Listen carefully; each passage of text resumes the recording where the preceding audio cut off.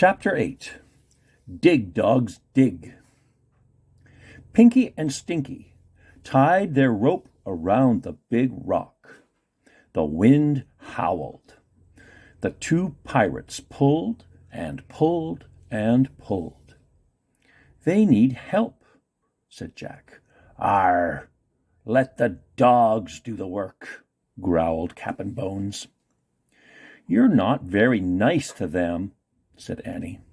"Who cares?" roared Cap'n Bones. "Cap'n, we got it!" shouted Pinky. They started pulling the rock across the sand. Now let's dig where the rock was," said Jack. "All of us." But Cap'n Bones ignored his suggestion. "Dig, you dogs!" he shouted. Pinky and Stinky started to dig. The wind blew even harder. There was going to be a thunderstorm. "Ow! I got sand in my eyes," Pinky whined. "Ow! My back hurts," Stinky cried. "Dig!" shouted Cap'n Bones. He held Jack and Annie with one hand. With the other, he pulled out the gold medallion. He tossed it at the two pirates. It fell into the hole. "Dig for more of these, you swine," he said. "Squawk!" "Look," Annie said. Polly was back. She was circling above them. "Go back!" she squawked. Stinky and Pinky looked up at the parrot. They scowled. "Dig!" shouted Cap'n Bones. "A big storm is coming, Cap'n," said Pinky. "Go back!" said Polly. "The bird's an omen, Cap'n," shouted Stinky. "Dig, you dogs!" cried Cap'n Bones. "Go back!" squawked Polly. "The bird's warning us," shouted Pinky. "We've got to get back to the ship before it's too late." The two pirates threw down their shovels. They started running toward the rowboat. "Mutineers! Come back!" shouted Cap'n Bones. He dragged Jack and Annie down the beach as he ran after his men. "Stop!" But the pirates kept running. They got to the rowboat and pushed it into the sea.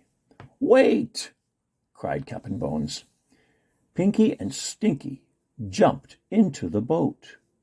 They started rowing. "Wait!" Cap'n Bones let go of Jack and Annie.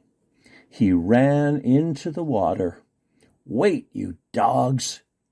He hauled himself into the rowboat.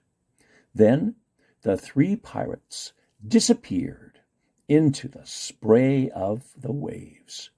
"Go back!" squeaked Polly. "She means us," said Annie.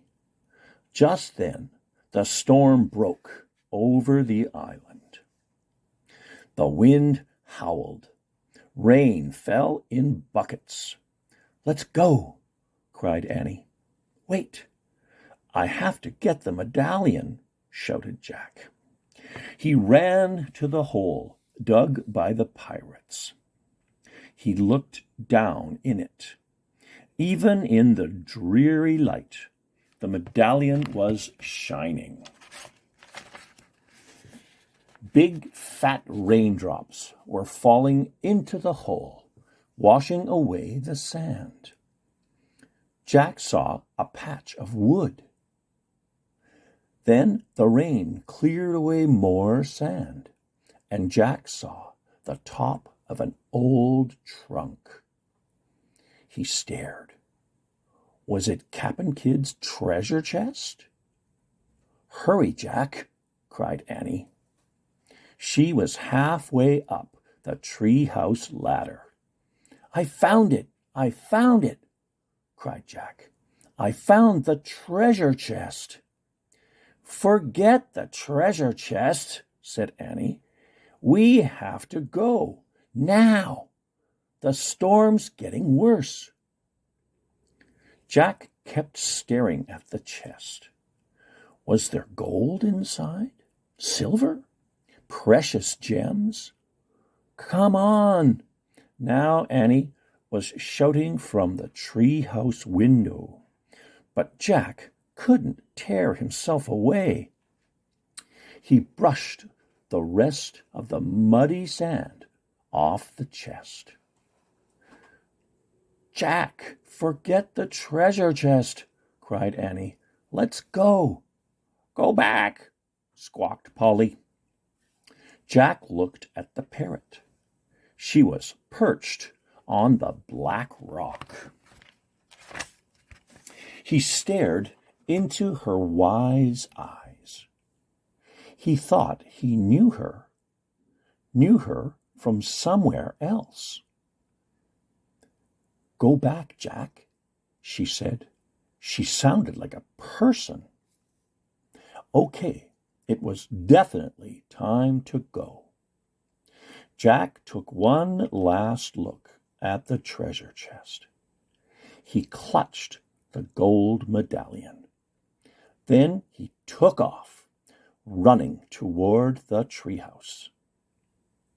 His socks and rain boots were still there. He quickly pulled the boots on.